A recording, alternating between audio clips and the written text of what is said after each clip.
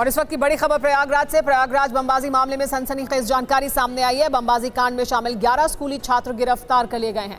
दबदबा दिखाने के लिए दूसरे गैंग पर करते थे हमला। छात्रों ने तांडव, माया, इमॉर्टल, टशन नाम के गैंग बनाए थे। प्रयागराज के बड़े निजी स्कूल के छात्र करते थे ये बमबाजी।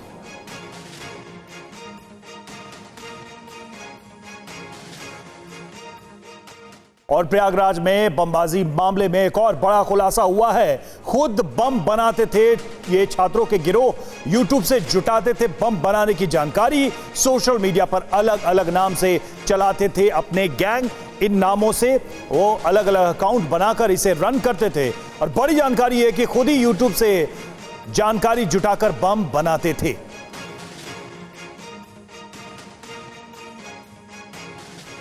तो दबदबा दिखाने की ये लड़ाई, और इस लड़ाई का नतीजा ये कि इसमें एक दूसरे पर बम से भी हमला करने की खबरें। खुद ही बम बनाते थे ये छात्र। देखिए, विगत दिनों में जो शहर के विभिन्न स्थानों में, इसमें खास करके स्कूल्स के बाहर जो बमबाजी की घटनाएं हुई थी, उसको विशेष गंभीरता से लेते हुए एसपी सिटी और एएसपी के नेतृत्व में टीमों का गठन किया गया था। और इनके द्वारा अत्यंत ही सराहनीय कार्य करते हुए जो कल की घटना थी उसमें विदिन 30 मिनट्स इन लोगों ने तत्परता दिखाते हुए कुछ जो स्टूडेंट्स थे उनको एप्रीहेंड किया, उनसे पूछताछ की गई। इस तरह जो चेन बनी, इस तरह के अपराध कारित करने वालों की कुल 11 लोग एप्रीहेंड किए गए, जिसमें 10 माइनर हैं तथा 1 मेजर है। और इस खबर पर ज्यादा जानकारी के लिए रुख करेंगे उमेश पाठक, हमारे संवाददाता इस वक्त हमारे साथ जुड़ा हुआ। उमेश, जरा ये भी बताइए कि किस तरीके से ये पूरा का पूरा ये बमबाजी गिरोह काम करता था। हमें जानकारी मिल रही कि खुद ही बम बनाते थे ये छात्र, ये सब कैसे चल रहा था? देखिए, जो पुलिस की पूछताछ में बात सामने आई है उसमें ये लोग यूट्यूब देख करके बम बनाते थे।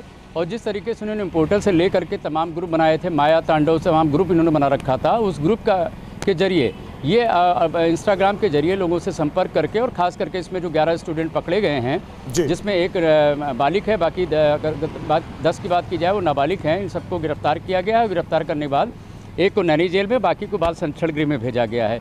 लेकिन सबसे चौंकाने वाली बात है कि किस तरीके से ये लोग यूट्यूब से लेकर के इंस्टाग्राम पर सक्रिय थे, और इनका मकसद था तमाम स्कूलों के सामने जाके अपना वर्चस्व कायम करना, जो पुलिस पूछताछ में बात सामने आई है। लेकिन अगर बात की जाए उत्तर प्रदेश पुलिस की और ख़ास करके प्रयागराज पुलिस की, आपने पिछले दिनों भी देखे थे कि जिस तरीके से वहाँ पर तमाम साजिशें चल रही थी, सोशल मीडिया पर इतना एक्टिव होने की बात, निगरानी की बात कर रही थी यूपी पुलिस और ख़ास करके प्रयागराज पुलिस, कहीं न कहीं उसकी नाकामयाबी है। और सबसे चिंता की बात है कि जब जिस तरीके से 10 नाबालिग बच्चे सामने आए हैं, एक बालिग बच्चा सामने आया जिसकी उम्र बहुत कम है, नंबर कमाया था, उनका मकसद था अपने अपने ग्रुप का वर्चस्व कायम करना। ये चौंकाने वाली बात है। लेकिन चिंता की बात ये भी है कि जो अपकमिंग जनरेशन है, जो आने वाली जनरेशन है, उसके लिए भी और खास करके पेरेंट्स के लिए भी और पुलिस के लिए तो वाकई ये और ये चिंताजनक है जो आप कह रहे हैं उमेश, कि कैसे धाक जमाने के लिए इस तरह की घटनाओं को अंजाम दे रहे थे, इस तरह की वारदातों को अंजाम दे रहे थे। विमला माथम जी हमारे साथ मौजूद हैं, अध्यक्ष महिला आयोग उत्तर प्रदेश से। विमला माथम जी, ये देखिए, ये गिरफ्तारी हो गई है, अभी फिलहाल जानकारी मिल रही है कि कुछ बच्चे तो नाबालिग हैं, एक बालिग है, लेकिन चिंताजनक है ये घटनाक्रम, जिस तरह से वर्चस्व कायम करने के लिए, सोशल मीडिया पर अपनी धाक जमाने के लिए इस तरह की घटनाओं को अंजाम दे रहे थे। देखिए, ये बहुत हैरानी की बात है कि इतनी कम उम्र में इतने बड़े जुर्म की तरफ बच्चे बढ़ रहे हैं। ये अपने आप में बहुत चौंकाने वाली बात है। अगर अभी जो माइनर बच्चे हैं उनका, और सभी माइनर हैं, एक थोड़ा सा बड़ा है, 10 तो माइनर हैं ही। अब अगर ये माइनर बच्चे इस तरह के काम करेंगे तो ये मेजर होके, बड़े होके फिर ये कैसा कैसा अंजाम देंगे। और अभी से गैंग बना के और वर्चस्व कायम करना, ये पढ़ाई लिखाई के दिन होते हैं। और इस दिन में, मतलब इन दिनों में, अगर ये पढ़ाई लिखाई के जो दिन है, अपने किसी करियर में जाने के दिन है, करियर बनाने के दिन है, विमला माथम जी, लेकिन आप क्या समझती हैं, माता पिता की लापरवाही कैसे हो गई? ये क्या सिर्फ माता पिता की लापरवाही की वजह से ऐसा है? क्या वजहें हैं जिसकी वजह से बच्चे जो पढ़ाई लिखाई की उम्र में उसमें इस तरह के काम कर रहे थे? देखिए, कुछ तो ये वीडियो गेम आते हैं, कुछ यूट्यूब है, कुछ सोशल मीडिया है, और कुछ माता पिता तो खैर कभी नहीं चाहेंगे कि बच्चे ऐसा करें उनके। लेकिन हाँ, माता पिता को जब ये घटना घटने के बाद ये ज़रूर हम कह सकते हैं कि माता पिता को इस पर गहरी नज़र रखनी चाहिए कि बच्चे हमारे क्या कर रहे हैं, बच्चे किस दिशा में जा रहे हैं कि माता पिता। ये सब पढ़ने वाले छात्र थे, नंबर 1 बात ये कि ये सब पढ़ने लिखने वाले स्कूल में शिक्षकों की नज़र रहती है, और इतने छोटे भी थे कि माँ बाप भी नज़र रख सकते थे। तो इन दोनों जगहों से बच्चे कैसे छूट जा रहे हैं, कितना समय मिल रहा है, वो गिरोह बना रहे हैं, गैंग बना रहे हैं, बॉम्ब बना रहे हैं, हमला कर रहे हैं। उमेश भी इस पर कुछ कहना चाह रहे हैं। उमेश, अपना सवाल ले लीजिए। हैरानी की बात यह है कि इतनी छोटी उम्र में बाथम मैम से मेरा सवाल है, बाथम मैम से मेरा सवाल है कि पिछले दिनों जी बाथम मैम आपसे मेरा सवाल है, मैं उमेश पाठक बोल रहा हूँ। मेरा आपसे सवाल है, जब पिछले दिनों आपने देखा कि प्रयागराज में जिस तरह की हिंसक घटनाएं हुई, उसके बाद वहाँ पर धारा 144 से लेकर के और सोशल मीडिया की मॉनिटरिंग की बात कही गई थी। ये बात सही है, आप कह रहे हैं कि पेरेंट्स की जिम्मेदारी होती है, टीचर्स की भी जिम्मेदारी होती है, लेकिन ये घटनाक्रम का पर्दाफाश कैसे हुआ जब कई जगह पर बमबारी हुई, जहाँ पर अपना वर्चस्व दिखाने के लिए बमबारी की गई। ये लॉ एंड ऑर्डर इशू कुछ सिर्फ चैलेंज नहीं है, ये आने वाली जनरेशन को भी चैलेंज है, लेकिन लॉ एंड ऑर्डर की इशू को लेकर के जहाँ पुलिस मॉनिटरिंग कर रही थी तो उनसे कैसे चूक हुई, उनकी निगरानी में भी बात आनी चाहिए। आप ऊपर तक पहुँची है, इसमें क्या कार्रवाई होगी, और क्या आप नहीं मानती हैं कि पुलिस मॉनिटर करती है सोशल मीडिया से लेकर हर चीज़ को लेकर के?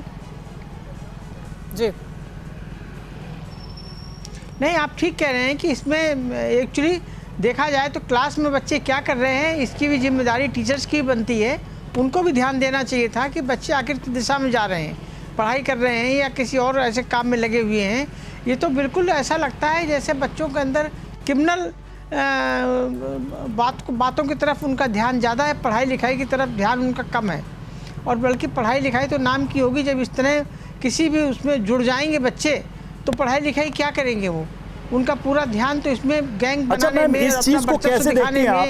और बमबाजी करने में। ये भी कहा जाता है कि चलो सरकारी स्कूल में अगर बच्चे होते हैं तो बहुत ध्यान नहीं रह पाता है, कई बार हमने देखा है, लेकिन प्राइवेट स्कूल के भी बच्चे हैं जहां पर एक एक छात्र पर नजर रखी जाती है, वहां भी ये सब हो रहा है। इसको कैसे देखती है?